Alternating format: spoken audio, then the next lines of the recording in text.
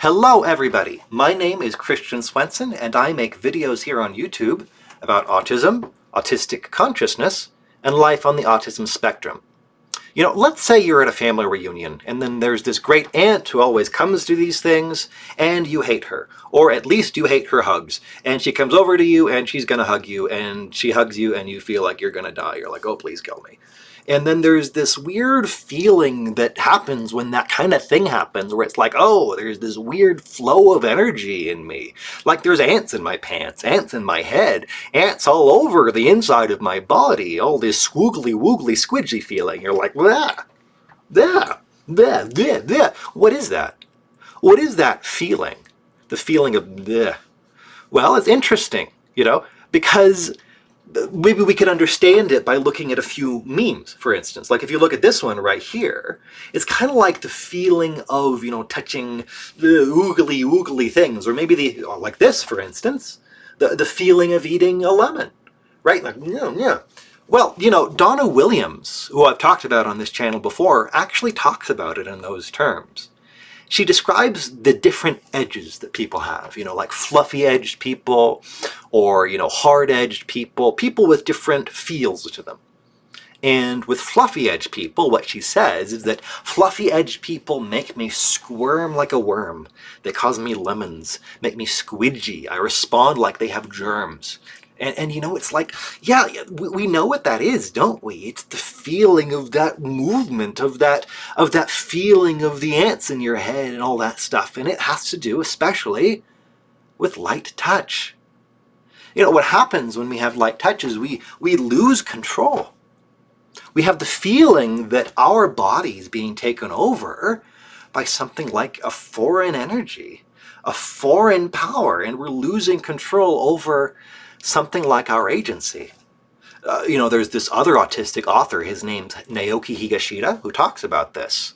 He writes that for a person with autism, generally, being touched by someone else means that the toucher is exercising control over a body which even its owner can't properly control. It's as if we lose who we are. That's what this feeling is. It's I'm losing who I am. There's these ants and cockroaches and there's all these fleas and flies inside me. Well, what's wrong with losing who you are? Honestly. I want you to think about that. What is wrong with losing who you are? Does it have to be permanent? Are you always clutching on to yourself? Like maybe we do that when we walk on our toes or we have our shoulders tense. Well, what would happen if you loosened them? Well, actually, you'd have the same feeling. You'd have the feeling, the flow of energy. In many ways, autism is the fear of energy flow.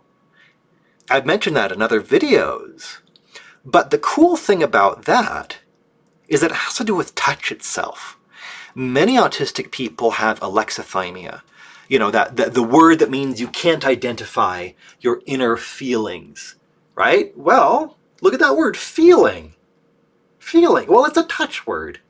Like I'm feeling you, right? I'm feeling this. I'm feeling this chalkboard. I'm feeling this desk, right? But here's the weird thing.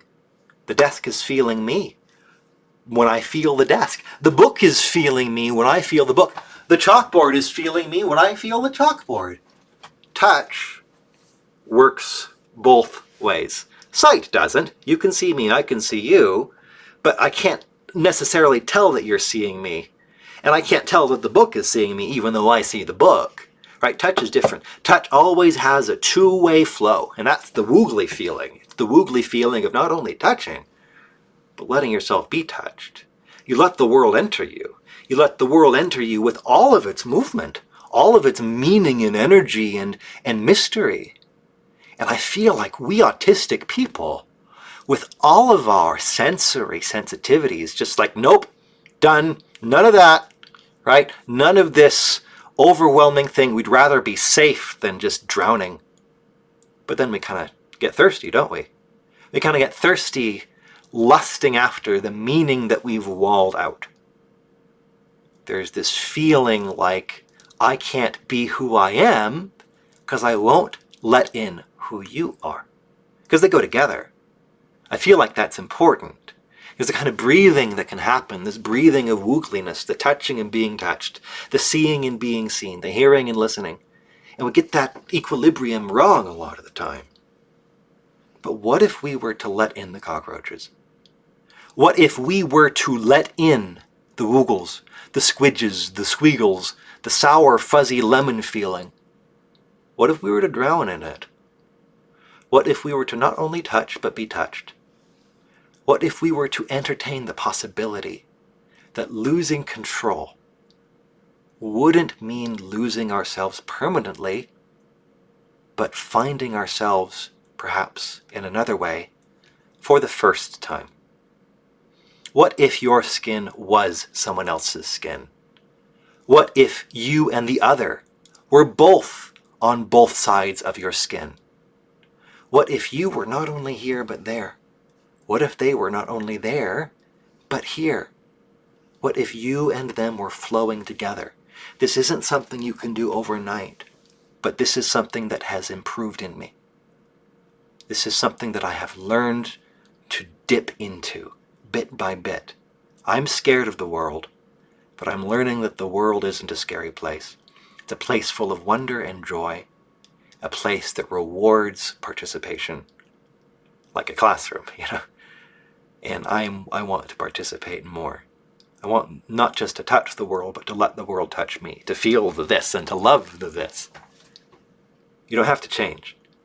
Nobody has to change. Nobody has to become someone they're not. But we can, at the very least, if we want to, explore things that feel good. And this does feel good. So if you want to, will you start to feel it with me? Isn't that wonderful? I'm Christian Swenson. Be kind to yourself, love yourself, and see yourself as if you were a person outside of you. And I'll see you soon.